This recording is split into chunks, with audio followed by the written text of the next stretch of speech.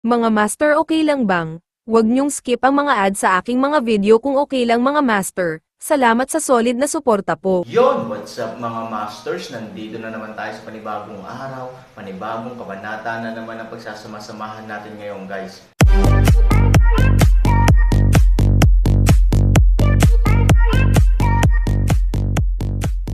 Bali mga masters, kung bago ka pa lang po sa aking YouTube channel, please click the subscribe button, lalong-lalo na po yung notification bell guys, para maging connected pa rin tayo sa isa't isa at maging updated kayo sa mga susunod ko pang video. Bali mga masters, bago natin umpisahan ng kwento ay mag-shoutout po muna tayo para sa mga solid nating tagapakinig. Shoutout kay Song Lyrics, shoutout kay Kram Zuzi, shoutout kay Danilo Wamar, at shoutout kay Justin Villanueva. Yun na nga mga masters, no? Bali hindi na ito patagalin. In 3, 2, 1, let's go!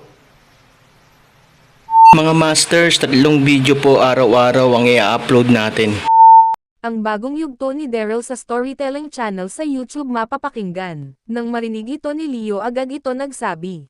Kung ganun hindi mo alam kung nasaan si Master Ken.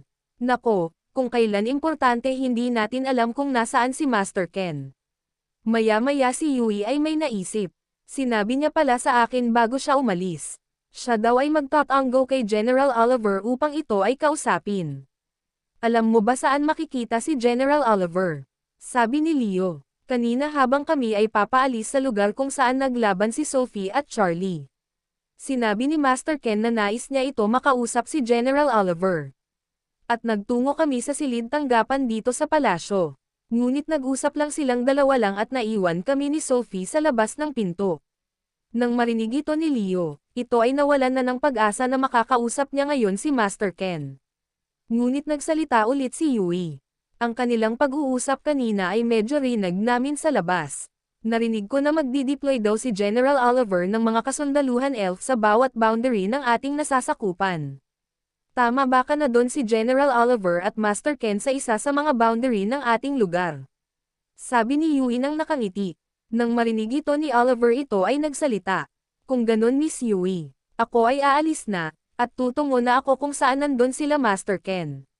Sabi ni Leo. At si Yui ay nagpasya na sumama. Sasama na din ako. Sasamahan kita tumungo kay Master Ken. Halika na, sabi ni Yui. Mabilis na naglakad ang dalawa palabas ng palasyo. Nang makalabas ang dalawa sa palasyo, ito ay nagtungo na sa mga boundary ng nasasakupan ng mga elf. Miss Yui, sana makita natin agad si Master Ken, sabi ni Leo.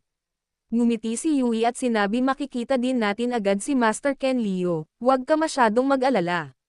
Sabi ni Yui sa mahinang tono. Nang makarating ang dalawa sa unang boundary, wala ang figure ni Master Ken. Bumaba ang dalawa upang magtanong sa mga sundalong elf na naroon. Mawalang galang na sa inyo. May nais lang sana kami itanong. Sabi ni Yui. Dumaan ba dito si Master Ken, kanina? Sabi ni Yui nang nakangiti sa isang sundalong elf. Nang marinig ito ng sundalong elf, agad itong nagsalita. Oo, kanina lang nandito si Master Ken, ngunit siya ay umalis din agad nang matiyak niya na nakahanay kami ng ayos at nagbilin lang siya na kami ay magbantay ng ayos. Sabi ng isang sundalo, nang marinig ito nila Leo at Yui, na kahit wala si Master Ken sa mga oras na ito, alam na nila saan pwede talaga pumunta si Master Ken. At si Yui ay nagsalita. Kung ganun si Master Ken ay nagtungo sa iba pang boundary ng ating nasasakupan. Sabi ni Yui. Tumugon ang sundalong elf at sinabi, oo miss, tama ka nga, baka si Master Ken ay nasa susunod na boundary. Nang marinig ito ni Yui, ito ay nagpasalamat.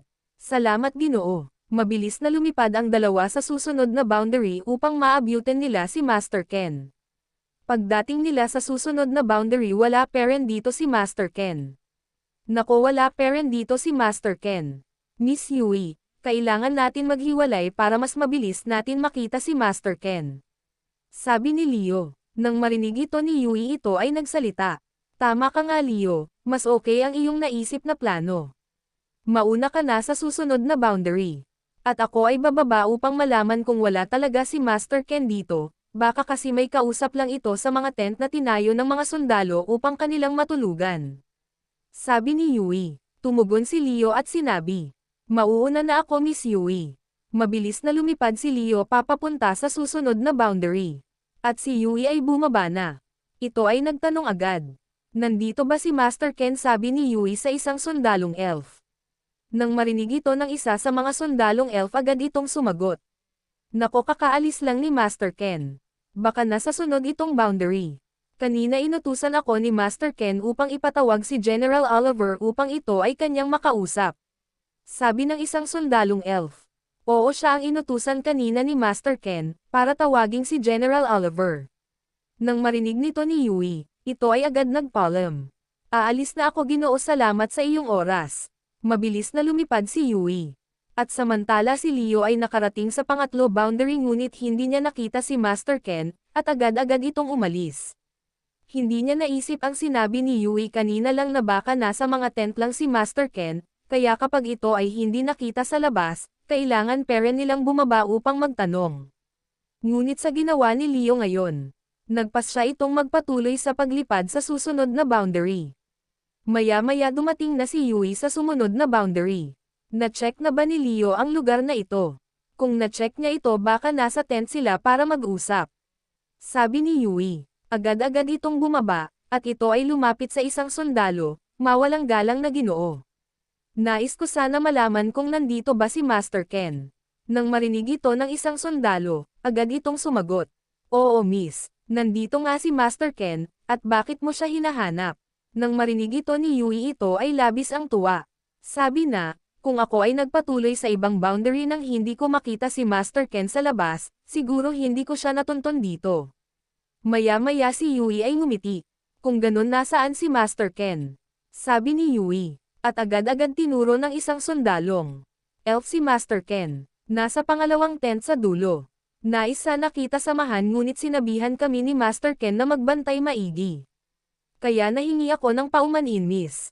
Sabi ng isang sundalo. Nang marinig nito ni Yui, ito ay ngumiti at sinabi.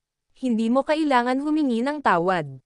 Sumunod ka lang sa utos ni Master Ken at hindi mo naman ako kailangan samahan pa. O siya, pupuntahan ko na siya roon. Oo, nasa pangatlong boundary nga si Master Ken, at dahil sa pag-uugali ni Yui na matiyaga at mapagmasid, hindi siya lumagpas sa boundary na ito, hindi tulad ni Leo. Nang hindi niya lang makita si Master Ken sa labas kasama ang mga sundalong nagbabante, agad ito nagtungo sa ibang boundary. Nagpas siya na si Yui na pumunta sa tent na kung saan nandun si Master Ken.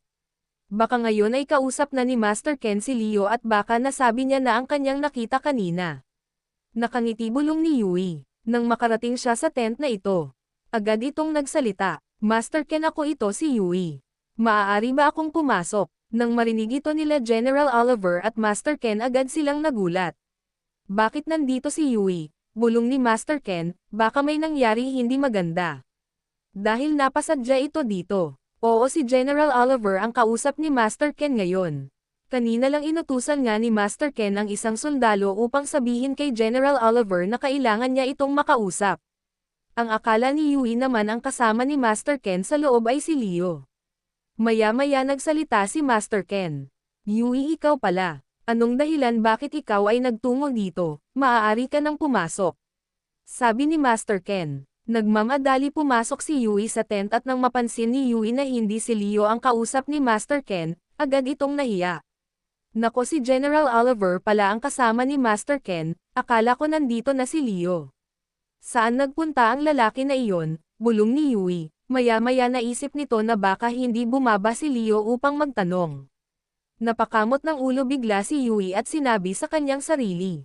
Ang lalaki na iyon. Maya-maya si Master Ken ay inulit ang tanong. Yui, bakit ka nandito? Anong dahilan sa pagpunta mo? Nang marinig ito ni Yui, agad-agad itong bumalik sa kanyang ulirat at sinabi. Master Ken, paumanhin kung nastorbo ko ang pag-uusap nyo ni General Oliver. May nais sana kami sabihin sa iyo na napaka-importante. Sabi ni Yui. Nang marinig ito ni Master Ken, agad ito nagsalita. Kami. Sino ang kasama mo? Maaari mo na siyang papasukin. Sabi ni Master Ken. Nang marinig ito ni Yui, agad-agad itong napakamot ng ulo at sinabi. Kanina lang, Master Ken, nang nagpunta kami ni Leo sa unang boundary at hindi ka namin nakita. Nagpas siya kami maghiwalay upang makita ka namin agad. At sa tingin ko nasa ibang boundary si Leo sa mga oras na ito, kaya ako na lang ang nakarating dito. Sabi ni Yui sa nahihiyang tono.